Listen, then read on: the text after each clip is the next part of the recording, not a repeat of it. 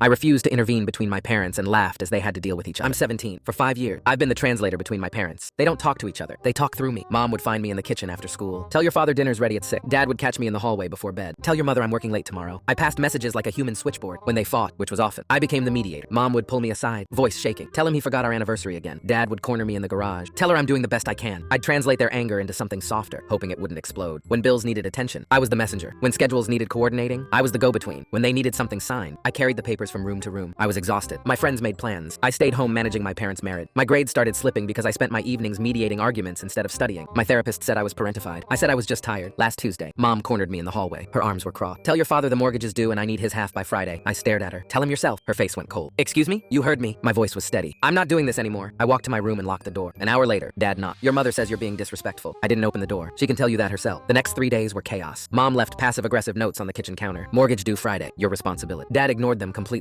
Bills piled up on the table, unopened. Neither would bud. Thursday night, Mom tried again. She knocked softly on my door. Sweetheart, just this once. Tell him. No. Friday afternoon, the mortgage company called. Late fee added. Mom was furious. She stood outside Dad's bedroom door screaming. This is your fault. You never take responsibility for anything. Dad screamed back from inside. Maybe if you weren't so controlling, I'd actually want to talk to you. It was the first time they'd spoken directly to each other in months. I sat in the living room eating cereal, watching them unravel. I should have felt guilty. Instead, I felt lighter. Friday night, Mom tried texting me to relay a message to Dad. I left it on red. Dad called my phone while standing 20 feet away from Mom. I let it go to voicemail. Saturday morning, they both showed up at my door, red-faced, furious, demanding I fix it. I laughed. Actually laughed out loud. Mom's mouth dropped open. This isn't funny. You two created this mess. I stood up straighter. You deal with it. They stood there in my doorway, stunned. Dad looked at Mom. Mom looked back at Dad. It was the first real eye contact they'd made in months. The mortgage, Mom started. I know, Dad interrupted. Not through me, directly to her. They stood there for a long moment. Then Dad sighed. We need to talk. Mom nodded slowly. Yeah, we do. They walked to the kitchen together, not yelling this time, talking. Real conversation I couldn't hear from my room. Sunday morning, they both showed up at my door again. This time their faces were different, softer, tired, but not angry. Can we come in?